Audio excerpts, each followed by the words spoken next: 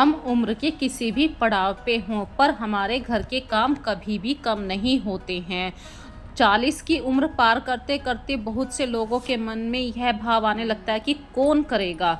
ये डेली के झाड़ू पोछा होता है, डेली का खाना बनता है, पर यदि हमारे मन में एक उत्साह रहेगा तो हम अपने काम को बहुत ही अच्छे तरीके से कर पाएंगे। उम्र तो बिल्कुल भी मायने नहीं रखती है। उम्र तो महज एक संख्या है। जीवन में कुछ भी अच्छा करने के लिए आपको बस अपने मन को बच्चों जैसा रखना है। जैसे बच्चों के मन में रहता है ना कि नई नई चीज़ें रोज़ रोज़ खाना, वैसे ही आपको अपने डेली के कामों में रोज़ नया सोचना है कि ऐसा हम क्या नया करें जिससे हमारा घर और भी नए जैसा दिखाई दे। इसीलिए हमेशा सबसे पहले तो खुश रहना ज़रूरी है और फिर अपने काम को एक नया रूप देने के लिए आपको कुछ आदतों को अपनाना ज़रूरी है, जैसे कि जल्दी उठने की हैबिट।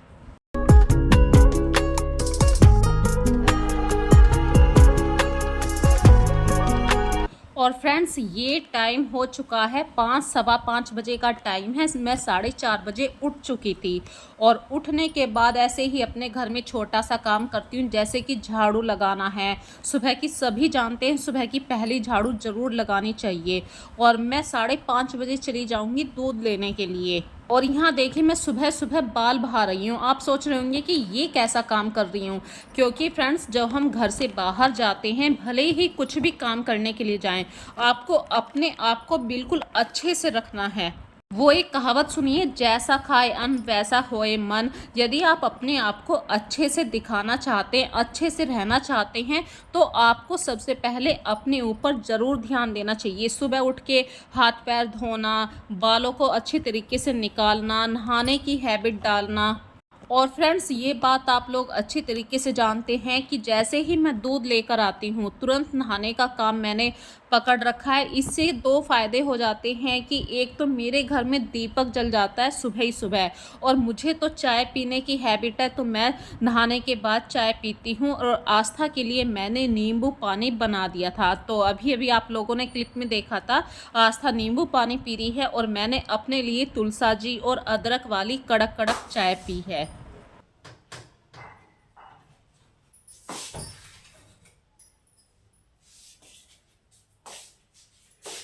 हेलो फ्रेंड्स, नमस्ते and welcome back to my channel Barewal Rashmi. तो आज की जो वीडियो मैं आप लोगों के सामने शेयर कर रही हूँ वो है डीप क्लीनिंग अपने रूम की, अपने होम की।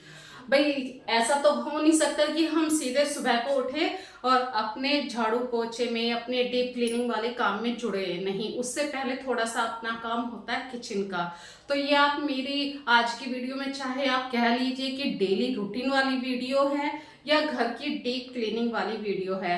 और फेस्टिव सीजन स्टार्ट हो चुके हैं, तो मैं डेली अपने घर के रोज एक ना एक पोर्शन जरूर साफ करने की कोशिश कर रही हूँ। जैसे कि भाई, मेरा घर ऊपर नीचे 2 पोर्शन में बटा हुआ है। वाले कमरे की साफ सफाई दिखाई थी, आज मैं नीचे वाले कमरे की साफ सफाई दिखा रही हूँ। तो यदि हम अपनी लाइफ में एक टारगेट लेके चलते हैं, मतलब अपनी लाइफ में, मतलब अपनी लाइफ जो हमारी जिंदगी है, और कि भाई हमें डेली अपनी लाइफ में से सिर्फ 1 घंटा निकाल के अपने घर को नीट एंड क्लीन करना है, साफ करना है।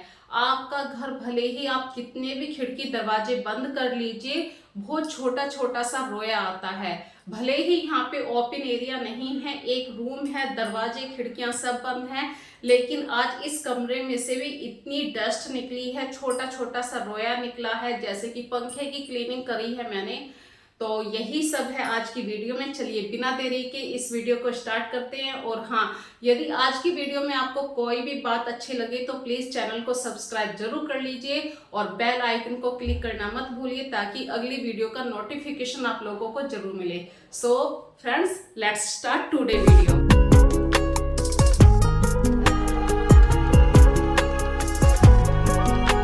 तो फ्रेंड्स, सुबह सुबह का टाइम है और ये टाइम है 6:30 बजे का। नहाने के बाद मैंने पूजा कर ली है, चाय पानी पी लिया है और मुझे 7:15 बजे तक खाना भी तैयार करना है, क्योंकि कार्तिक खाना लेकर नहीं जाता है, वो सिर्फ खाना खाकर जाता है। और जब बच्चे ये मतलब मान लेते हैं कि उन्हें टिफ़िन नहीं लेके जाना है, और एज ए मदर होने के नाते हमें भी कंफर्म रहता है कि आज बच्चों का टिफ़िन नहीं है, बस वे खाना लेकर जाएंगे। और ऊपर से अच्छी बात है, मेरे घर में अभी कार्तिक गरम गरम खाना तो खा लेता है, ठंडा खाना बिल्कुल नहीं खाता है।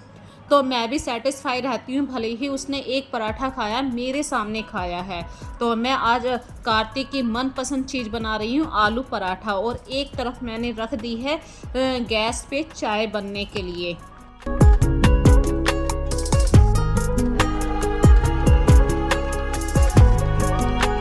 तो फटाफट से 5-6 सीटियाँ लगवानी है, क्योंकि ये जल्दबाजी में आलू बॉईल कर रही हूँ।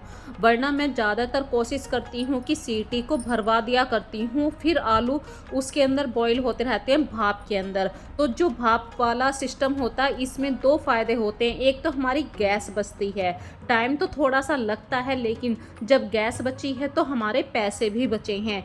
ऐसी ही छोटी छोटी हैबिट्स को मैं अपने अंदर ज़रूर इंक्लूड करती हूँ। और देखिए, आलू को चेक करने के लिए मैंने एक नाइफ़ का सहारा लिया। ऐसे ही आलू को मैश करने के लिए मैंने बाहर से कुछ भी सामान नहीं परचेज़ किया हुआ है।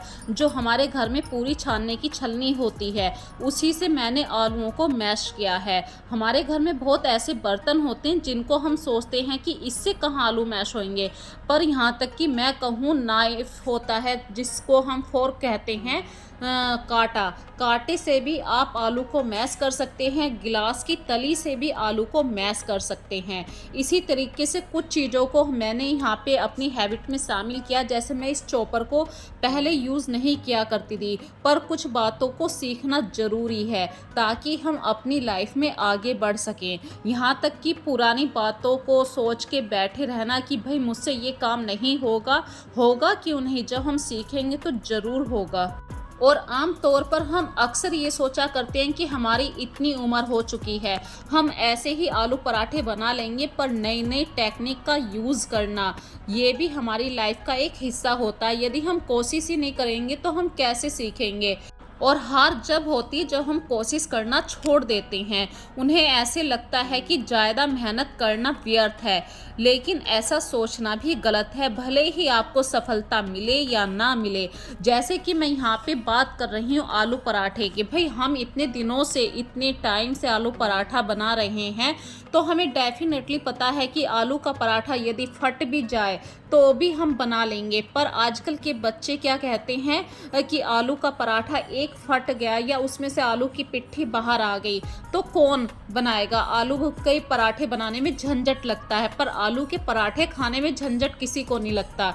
ऐसे ही किचन को साफ करना हर किसी को प्रॉब्लम लगता है कि कौन किचन में 2 घंटे लगाएगा, पर एक साफ किचन हर किसी के मन को भाती है।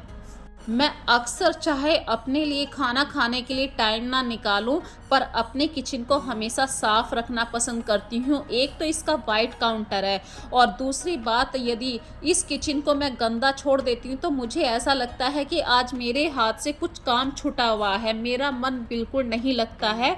यदि घर का कोई भी हिस्सा गंदा रहता है तो मेरा ऑटोमेटिक मन वहीं पर पड़ा रहता है। मैं भले ही 10 मिनट फालतू लगा लूँ, मेरा काम ऑलमोस्ट 12-1 बजे तक फिनिश होता है। यदि मैंने किसी काम को साफ करने के लिए आज सोचा है, टारगेट लेके चल रही हूँ कि आज मुझे ये काम करना है, और 1 घंटा फालतू लग गया, तो इस बात में कोई प्रॉब्लम नहीं, मैं समझती हूँ कि कोई बात नहीं, लेकिन वो काम मुझे पूरा साफ चाहिए, तसल्ली से चाहिए। क्योंकि घर की जो साफ़ सफाई है फ्रेंड्स, वो खुद पर खुद बोलने लगती है कि हाँ, मुझे जैसे घर को किसी ने साफ़ किया हुआ है। ये देखिए, मुझे सिर्फ यहाँ पे 15-20 मिनट फालतू लगी हैं, लेकिन ऑलमोस्ट मेरी किचन डेली ही मैं ऐसे साफ़ करके रखती हूँ। हाँ, कभी कभी बर्तनों को बास्केट में ही रखे हुए छोड़ देती हूँ, ये मेरा एक लेजीपन है। और यहाँ पे फ्रेंड्स देखिए दूध भी अच्छी तरीके से बॉईल हो चुका है। और दोपहर के लिए मैंने आलू जो सुबह बॉईल करे थे उनकी 2 टमाटर डाल के सब्जी भी छोक दी, क्योंकि बच्चे जब स्कूल में से 2:30-3 बजे आएंगे तो बस मुझे रोटी सेकनी पड़े। और फिर लग जाती हूँ मैं अपने डीप क्लीनिंग वाले काम में।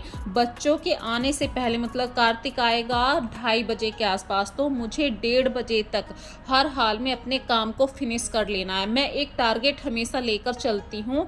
तो आज मैंने 2 काम पकड़ रखे हैं। एक तो अपनी किचन में जहाँ पे मेरी क्रॉकरी सेक्शन है, इस पूरी कैबिनेट को मैंने बिल्कुल खाली कर दिया है।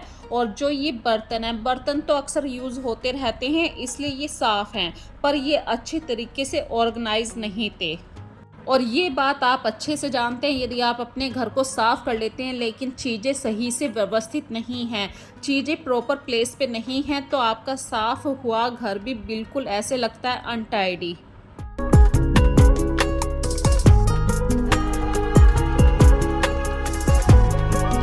तो मेरी किचन में कुछ ऐसे बर्तन हैं जैसे कि छलनी होती हैं या बड़ी बड़ी कढ़ाइयाँ होती हैं, पानी की कुछ एक्स्ट्रा बोतल होती हैं जो आप डेली बेस पे डेली यूज़ नहीं करते हैं। तो ऐसे ही कुछ बर्तनों को मैं स्टील वाले बर्तनों को नीचे वाली शेल्फ में रखती हूँ। और जो कांच की पूरी क्रॉकरी है, कांच के कप हैं, ग्लास है, जग है, प्लेटें हैं, जो ऐसे कि हम किसी गेस्ट के आने पे उन बर्तनों का यूज़ करते हैं, तो उस क्रॉकरी सेक्शन को रखती हूँ मैं ऊपर। तो ये साफ तो ऑलमोस्ट बस बिखरे हुए हैं, सही से ऑर्गेनाइज नहीं है। तो मुझे यहाँ पे सिर्फ 10 मिनट लगे इस पूरी कैबिनेट को सही से ऑर्गेनाइज करने के लिए।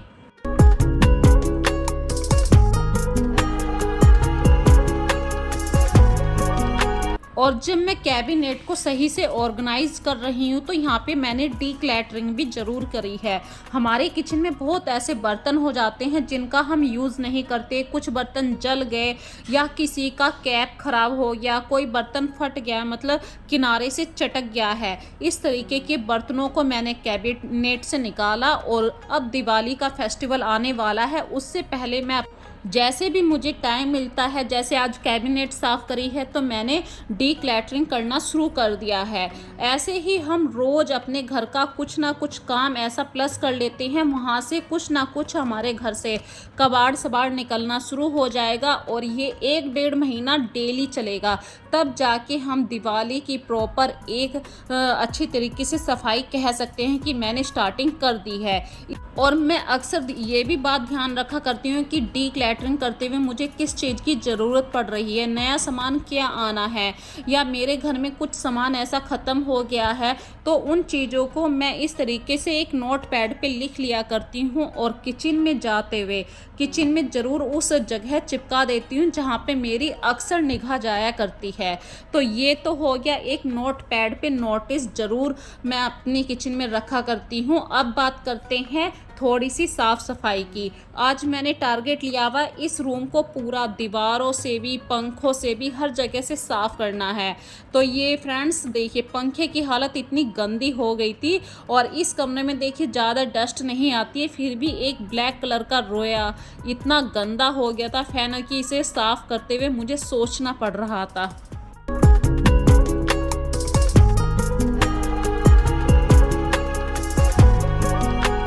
तो टारगेट है आज पंखे को साफ़ करने का, एसी साफ़ करने का, दीवारों पे जो डस्ट है वो सब साफ़ करने का। साथ में आप लोगों से कुछ बातें भी अपने दिल की मैं शेयर किया करती हूँ, जैसे कि अपने अंदर कुछ हैबिट्स को ज़रूर आपको इंक्लूड कर लेना चाहिए। जो अच्छी हैबिट होती हैं वो आपको एक मजबूती देती हैं, उनसे आप मजबूत बन जाते हैं। कोई भी आदमी कुछ भी कहेगा उसका बिल्कुल प्रभाव आप पर नहीं पड़ेगा। अपने जो आपके इरादे होने चाहिए, जैसे कि आज आपको ये साफ़ करने का बिल्कुल मन है, चाहे कोई आके आपसे ये कहे कि क्यों कर रहे हो, अभी तो बहुत टाइम है, अभी तो दिवाली को बहुत टाइम है, किसी के ऐसा कहने से आपके जो इरादे हैं वो बिल्कुल भी हिलने नहीं चाहिए। आपने अपना मन मजबूत कर रखा है कि आज मुझे बिल्कुल ये साफ़ करना है तो करना है। इस तरीके से यदि आप अपने इरादों पे खरे उतरते हैं तो आप अपने बच्चों को भी एक अच्छा पॉजिटिव डिसीजन लेने के लिए उन्हें आगे बताते हैं कि कुछ भी हो जाए हमें अपने डिसीजन से हटना नहीं है। इसी तरीके से आपको हमेशा ये भी अच्छी तरीके से पक्का सोच लेना चाहिए, यदि किसी ने कोई छोटी मोटी गलती कर दी है तो उसको कभी भी अपने दिल पे मत लगाइए। सामने वाले ने तो जो कहना था कह दिया, पर उन बातों को लेके यदि आप अपने दिल में बैठे रहेंगे तो इससे सामने वाले का कुछ नहीं बिगड़ेगा, उल्टा आपकी सेहत खराब हो जाएगी, आप स्ट्रेस में आ जाएंगे और जो आप फोकस से अपना काम करते हैं वो सब बिल्कुल डिस्टर्ब हो जाता है। क्योंकि सामने वाला तो अक्सर चाहता है कि कि आप ऐसे हो जाएं, आप ऐसे हो जाएं, पर आपको यदि एक पॉजिटिव डिसीजन में रहना है तो आपको दूसरों की जो बातें होती हैं उन्हें भुलाने की भी हैबिट अपने अंदर इंक्लूड कर लेनी चाहिए। इससे क्या होता है कि सामने वाला जो कह रहा है कहने दो, हमें अपने डिसीजन बिल्कुल पॉजिटिव रखने हैं, मजबूत रखने हैं, किसी से के कहने से हमारा जो निर्णय है वो नहीं बदलेगा।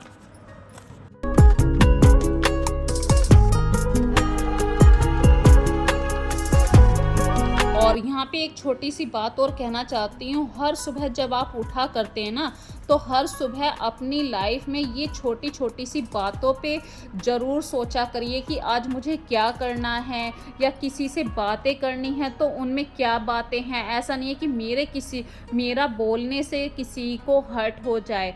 इन छोटी छोटी सी बातों पर यदि आप पहले से सोच लिया करते हैं तो आपकी वजह से कभी भी किसी का दिल नहीं दुखेगा। और देखिए, बातों बातों में मैंने पूरा फ़ैन साफ़ कर दिया, एसी भी साफ़ हो गया, बेडशीट भी चेंज हो गई, यहाँ तक कि इस छोटे से ऑर्गेनाइज़र के अंदर जो मुझे डीक्लैटरिंग करनी थी वो भी कर दिया, दोबारा से अरेंज हो चुका है।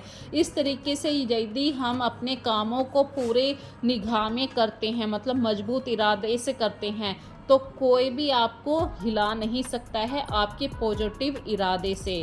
तो इसी तरीके से हमें डीक्लैटरिंग भी ज़रूर करनी चाहिए अपने घर में, मंथ में तो एक बार ज़रूर करनी चाहिए। क्योंकि जो हम छोटे छोटे से अपने घर में ऑर्गेनाइज़र रखा करते हैं, एक तो उनके अंदर बहुत ज़्यादा डस्ट हो जाती है, ऊपर से हम कुछ भी अगड़म सगड़म फला ढीकना ये सब इन छोटे छोटे से ऑर्गेनाइज़र के अंदर भर देते हैं, जिसकी वजह से हमारा घर बहुत ही मतलब गंदा सा दिखाई देने लगता है।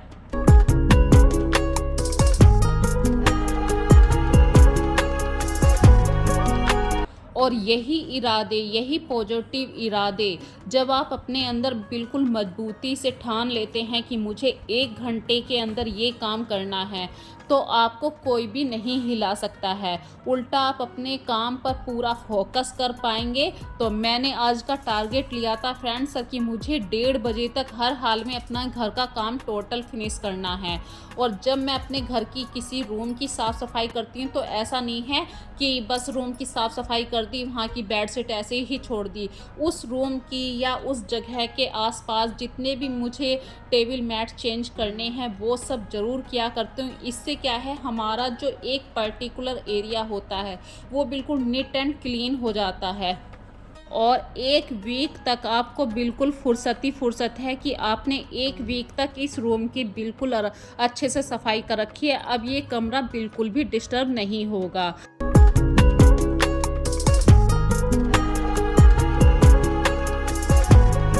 ऐसे ही सफाई करते हुए देखिए फ्रेंड्स, मुझे ये बच्चों की एक स्लेट मिल गई जिस पे आस्था अक्सर अपने सवाल सॉल्व किया करती है। इसमें इतना फ़ायदा है कि बार बार कॉपी पेन बच्चों को नहीं पकड़ना पड़ता, ये रब किया ये लिखा।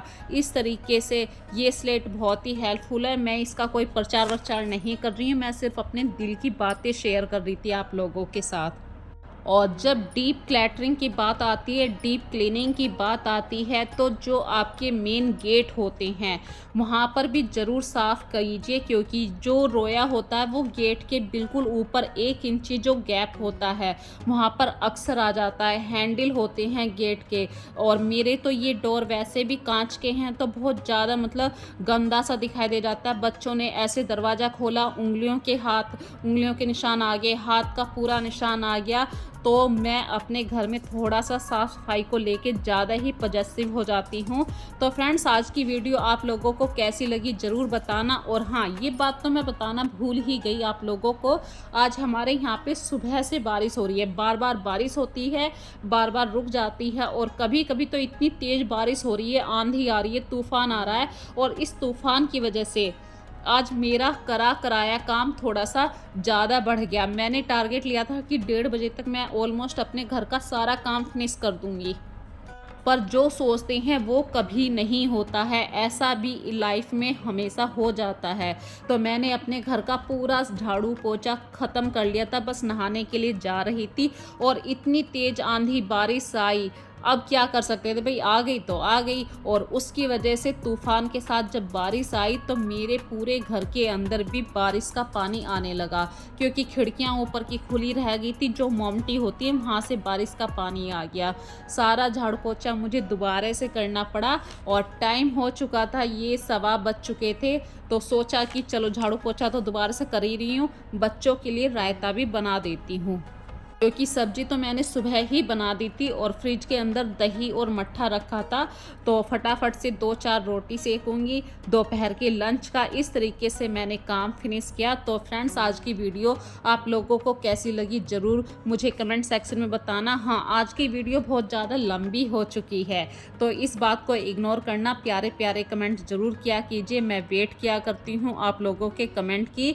सो फ्रेंड्स, फिर मिलेंगे एक नई वीडियो में नए कॉन्सेप्ट के साथ। तब तक के लिए अपना ध्यान रखिए। So take care friends, bye bye.